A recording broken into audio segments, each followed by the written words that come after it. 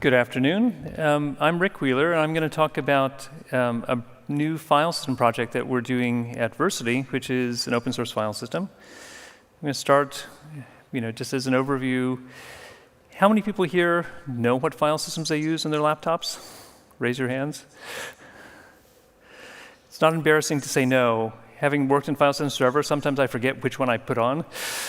But they're all fairly generic, so we're going to talk a little bit about what type of file systems there are. And then we'll talk a little bit about why we did the absolutely bonkers thing of deciding to write a new file system, and motivated by what our business case is. So I'll talk a little bit about how we need to take data fed from us from supercomputers and go off into very high performance archival tiers of spinning tapes and S3 servers and things like that. So talk more about the motivation, some about the rpdfs, and where we are with the project. So, quick introduction to myself. I lead the engineering team at Versity Software, which is a small team that does archival software based in the US. We do have one Amsterdam-based developer who's a core developer, Val, here in the front row. So she can handle all the technical, tough questions that managers don't have to do. My own past in kind of file system order is I've spent most of my career in file systems and storage, starting way back in the 80s, actually. So I've been doing this forever. I led the kernel team at Red Hat for 11 years that did file system storage, and also led the Ceph and cluster engineering team. Spent a long time at EMC building storage arrays, which is now part of Dell, and distant past working on supercomputers at thinking machines. Anybody ever see Jurassic Park? We were the evil, nerdy supercomputer, and our team got to set up all the good shots of, is this Unix? Was our field team setting that up. It was fun. Yeah, we were also going bankrupt, so helping Spielberg make a movie was the best thing we could do. I did take a break from storage, so I took 4 years playing with weird wearable devices at Meta. They're virtual reality labs, kind of different because things aren't plugged in and battery life matters. And then 2 years for a real difference working on quantum computing. And have a long history as doing speaking, being part of the kernel community more broadly. So anyway, local file systems. Most people, if you have a laptop or a server, you're just using a local file system, and for the most part, because of the semantics of the virtual file system layer, you don't really care which one it is, right? It's only the weird kind of exotic features of local file systems that would differentiate it. Things like snapshotting for Btrfs are unique to Btrfs, but you could do snapshotting, for example, with ext4 or XFS with other mechanisms. How reliable the file system is depends on how good the code is and how good your storage is, how good your server is. We do have to worry a lot in file system world about crashes. So unlike most code, if your computer goes off or your disk dies suddenly or gets pulled out, you just restart when you reboot. But file system people, we have to worry about any point in time losing that connection to storage, having things be durable and recoverable after a power outage or even a disconnection of your device. So you worry a lot about this stuff. And how fast this is, how reliable it is, depends a lot on the components you have. You can use a local file system from remote, with rsync or other things, doing stackable things like NFS or Samba or something. But, it's really meant for local servers traditionally. If you go back 10, 15 years, there was a class of giant kind of scale-up servers with lots of cores, hundreds, thousands of cores maybe, kind of big scale-up supercomputers that used NUMA. And if you remember those ran local file systems, and they did all the locking and coherence in that way. They tended to be very expensive, though. So how do you get some of the performance by scaling up the number of servers and have that same level of consistency and coherence? Shared disk file systems. Anybody ever use GFS2, OCF2? You need a SAN, some kind of shared accessible storage behind all your members of the cluster. It's really tight coherence, so you really see, and we work really hard to give you the same look and feel that you have on a local file system, even though everybody sees it together. But what that means is if node A does an LS, node B can't be inserting files. So you have real big, clunky kind of locking behavior, and it doesn't scale well for high object counts, and performance can be very limited. And this cluster locking is just a nightmare, right? So trying to teach people how to avoid stepping on each other's toes, like you write your files over here, someone else writes them over there in a different directory. It works, but most users don't listen very well. The other thing that you have to deal with, as I said, is the SAN itself, more complexity. And when somebody misbehaves, they do fencing, and something called stoneth. Anybody hear of stoneth? You know, shoot the other node in the head. It's kind of a rude comment. But they'll go around and try to power off the misbehaving node so it doesn't do any damage. So again, this is pretty hard, complicated, weird stuff. Fairly rare, but that's effectively what we use today. We use a shared disk file system that's open source but not upstream, and I'll have a slide on it later. Network file systems. These been around forever. I remember in the 80s, the first time someone mentioned NFS, it's like, this is clearly good for people who are system administrators and not good for users. You take your storage, you move it far away so it's slower, but the storage administrators can actually share the same file system and storage between all of their users just more slowly. That's changed. So now, if you want to do this, typically people don't use NFS and SMB, Samba-like things on your laptop so much. But for data centers and so on, it's pretty common. More importantly, from a consistency point of view, your server is the one maintaining coherence and all that consistency. And if you look at new versions of NFS, you can use things called delegations to loan that responsibility out to clients. So a client can grab, say, responsibility for a subdirectory or a file, and it'll mitigate that, but the server can recall that at any time. Distributed file systems. These are kind of the weird kind of generic file system. Everybody can be a server, everybody can be a client. They can vary in consistency. Some things are eventually consistent, which means they're not really consistent at any given point in time, but eventually it'll kind of look that way. And it's up to the designers how much they want to lock, who holds lock, how much parallelism there is. Ceph is a file system, Lustre, Gluster. There's a whole bunch, right? A lot of these are in user space. Some of them are in kernel. Erasure encoding is a weird way of encoding your data so that if you have a certain number of failures, you can still get all the data back. And as an example, most people have heard of RAID, like RAID 5. You can lose one drive out of, say, if you have 4 plus 1, you can lose one of those drives and repair the others. Erasure encoding is a more general way to do it. You can lose like 8 of 12 will give your data back. And you can do weird, fancy stuff to optimize the read and write patterns.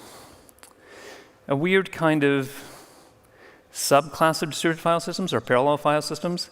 PNFS is kind of this. You can have multiple streams of data initiated between the client and data servers, so high bandwidth.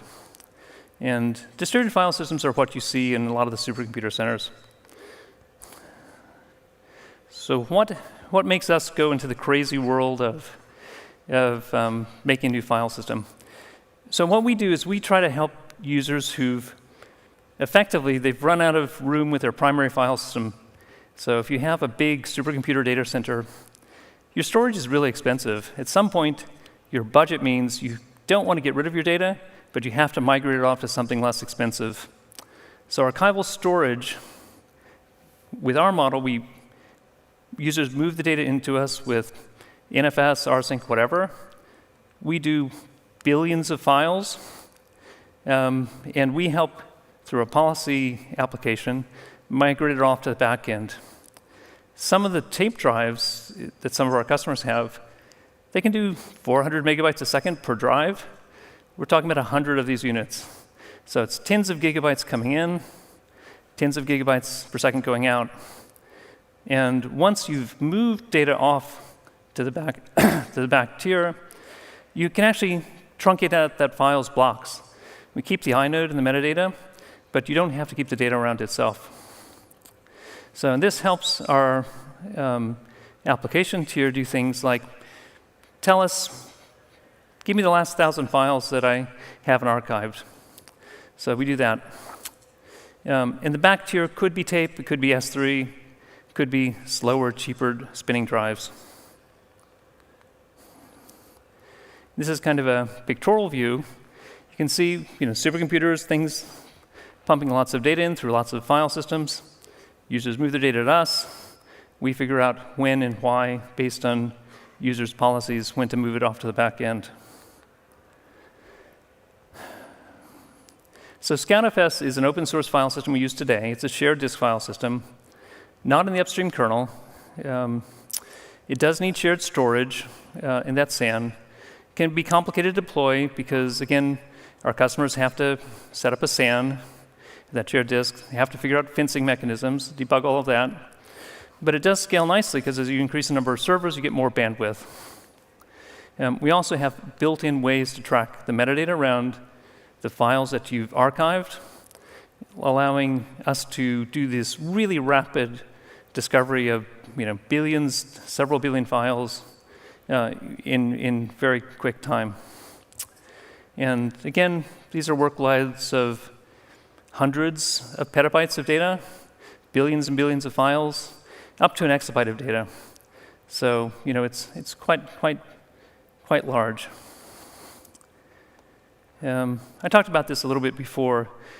So you can use a lot of protocols to move data in, and it's often done in batch form. Although you can never get users not to use it directly as a normal file system, which is kind of a pain because it's not really designed to be interactive as much as optimized for batch. And the other thing that you do is people have been dumping data on any of the nodes in the cluster, but some other tape might be accessed only from one different node. So that's why we need that kind of shared disk, any-to-any ability to move the data. So, long, weird background for why would we want to do something different? Well, if you look around, this is the part I think is really fun. Every so often, SAN storage, I started working with SAN storage in the 90s, so it's been like 30 years ago. How many people still have a SAN? I see one hand. Is it fun? Yeah, it's okay, right? But it is a pain, it is expensive, and you're dealing with a secondary vendor. The lead developer of this file system's Zach Brown, who's been at Versity forever. He actually wrote most of ScoutFS and designed ScoutFS as well. If you're given these brand new, spanking, super fast, low latency NVMe drives, modern networks, you actually have the components you need to build a file system without a SAN. Have that same coherence. And with modern networks, it looks a lot like those big scale-up supercomputers. It gives us an opportunity to say, the world has changed. We can drive down cost, give something simpler maybe to administer and support, and be very scalable. So, we do need to have that coherence, right, for our archival workload. And specifically, we need to have coherence that scales out as you add nodes. Because you don't want to have to build giant, expensive supercomputers for this. You want to use these commodity nodes. Again, we have a small but very deeply experienced team of developers. People have worked on, everything from ZFS to OCFS2 to XFS to Btrfs. Zach worked for our Red Hat team on Btrfs for, I think, a week before our then lead developer bolted for Facebook. So, but we can also kind of learn from existing projects, what was complicated, what made it difficult, and iterate through the design. So, a couple of design points here. Like I said, we want to scale performance linearly as you add servers or NVMe devices or network ports. You want to keep the back-end storage targets, like those tape drives, busy, People get really cranky if they bought really expensive tape robots and drives and they stop spinning. It's really bad for them. You have to scale incoming and outgoing bandwidth, because that bandwidth comes in not just back to tapes. People actually read from tapes. I mean, one of the old things people always joke about is you can always write to tape, but you never read back from it. We have customers who actually live interact with. You touch a button at the Library of Congress, someone fetches a tape and pulls it back for you. So data's coming both ways with high bandwidth. We also have a design point that makes it a lot simpler than, say, an NFS server, where all of our components in our distributed system are in the same trust zone.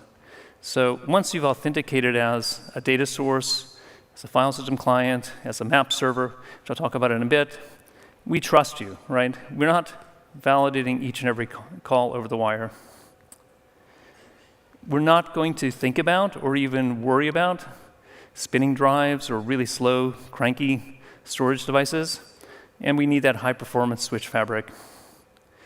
But we also have to do the weird stuff to support billions of files and indices as well. So here's an example of like the hardware we're looking at for this design. It's not cheap. I'm not going to put it in my basement, but it's not as expensive as you would see with, say, high-end SAN fabrics and, half a dozen servers, right? So, this isn't beyond the realm of possibility. So the major components, we have a device daemon. Now, this is a user space component that sits on top of every NVMe device, and it's responsible for serving up data. It also is responsible for control of the basic coherence protocols. It orchestrates it in a way that's kind of symbiotic with the file system component, taking a lot of the load, but the file system is giving it hints about what it intends to do. The rpdfs kernel client, that's the file system component. We started doing this in another project when we named it EngineFS, but people complained to us about the name, so we changed it. They said it sounds too much like NFS. But the rpdfs kernel client is going to be the one that does basically normal file system stuff. It'll call out to the dev-d servers with a request, say for a read, but saying, I'm reading this because I intend to write. So the device daemon can do things like say, oh, somebody else has that data you need. I'm going to ask them to write back before I give you the read. So it's kind of an informed, coordinating role. Map daemon, in some ways, this is the heart of the system. It's not probably the most complicated part, but it basically establishes quorums, who's in, who's out, where all the items are, like RAID groups, and which device daemons run on which NVMe devices, which servers are members. A little bit more detail about the device daemon. Again, this is user space. And I think that interesting part here of the design is really that declaration of I/O intents from the client down to the device. And we talked through that a little bit before. By the way, what it also means is that if you have a RAID set that needs to be repaired you have to reread all the members and recompute parity and rewrite a new replacement drive, the device D, in effect, could become the server as well. If it recalls all the data stripes, it doesn't have to go back to the file system client. It can actually coordinate that itself across other device Ds. You could also do things like background scrubbing for integrity, looking for degraded blocks of data and repairing those proactively. rpdfs client, this is the file system client code. Because we put a lot of the weird stuff down in the device daemon, it actually gets to be more simpler and more like a classic file system like ext4 or something like that. So it won't look as strange as some of the distributed coherent file systems do. And I mentioned they're in the same trust domain. So again, the communications is very lightweight. In effect, the idea was to try to get as close as you can to making its I/O request plus the labeling look like kind of a regular block I/O. And this is where that availability model is. It'll know about RAID stripes, so it'll have to issue a bunch of I/Os, but the dev-Ds can actually repair them. So, map server, you need at least 3 of these. We don't want to do weirdness. And these are processes as well. These are user space processes, not kernel clients. They have to maintain quorum and a list of all the components, as I mentioned before. So, where are we? Well, number one thing, we had been working on a user space client. The focus has shifted back to the kernel client because that's where the team feels the most value is. The upper layer of this client code, like I said, is going to be much similar to a regular local file system. And we're working on fixing up those interactions between the block I/O subsystem and the kernel client code itself. We had a user space library for the file system component, which we put on the shelf for now, not working on it. The device daemon itself is being modified as we iterate through how you do these I/O hints and interactions to work with the new kernel client. And we're in the middle of renaming the project from EngineFS to rpdfs, which is a big, huge mess. At the same time, we're looking to rehome the repo. Zach is going through the process of moving the repo to kernel.org. So there is no public repo today, Val, as of today. Some-ish, you can talk to us, we can point you at code, but it's not really public yet because we're kind of halfway here and there. There's some resources. There's been a few more deeply technical talks about rpdfs recently. Val, you gave one here in the Netherlands at TDOS. Zach gave one at Montreal and at FOSDEM last year. And again, the mailing list is not changing, I believe. It's going to stay at Infradead. And that's a great place to join. So happy to take questions. That's my content for today. Yeah.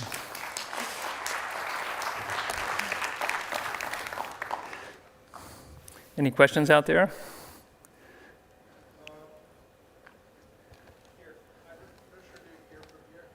I can try. Okay.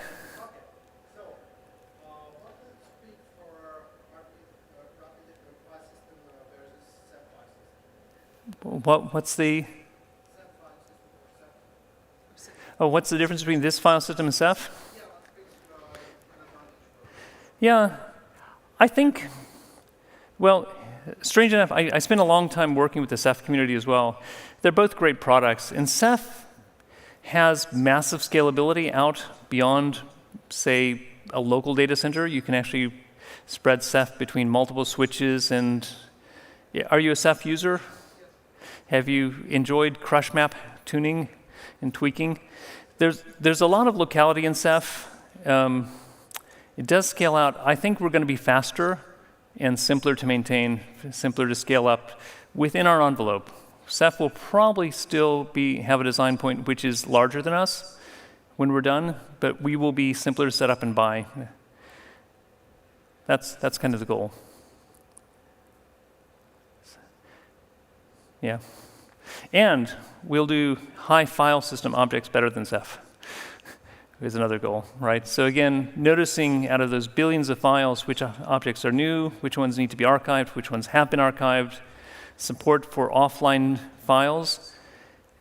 There is something called hierarchical storage management and old hooks and old Unix file systems that people have never really found a place for in Linux, right? So we're still doing that weird archival stuff, which means you can have billions of files on a relatively skinny amount of high-performance NVMe devices with all the real data blocks back in the archivals here. Good question. I usually get asked, why not use just XFS by my XFS friends, or why not use NFS by NFS friends? And it's usually the object counts and the archival workload, I think, really pull us in a weird direction. Other questions? Yep.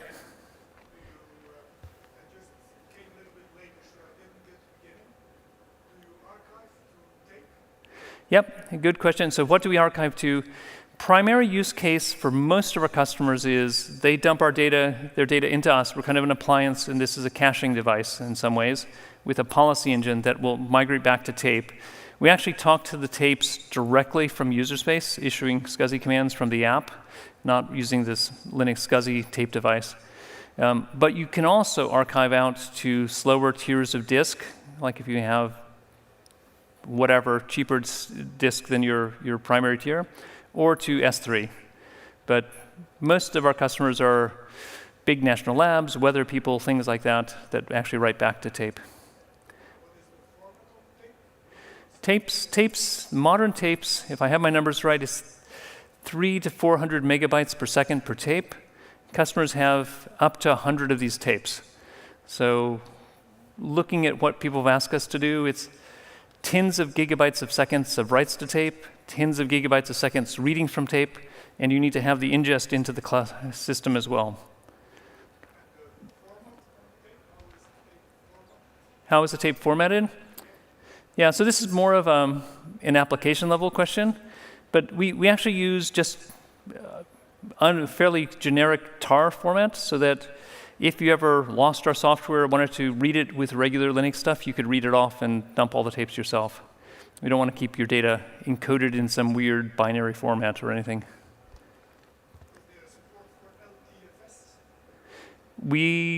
Well, you're getting off of the file system talk.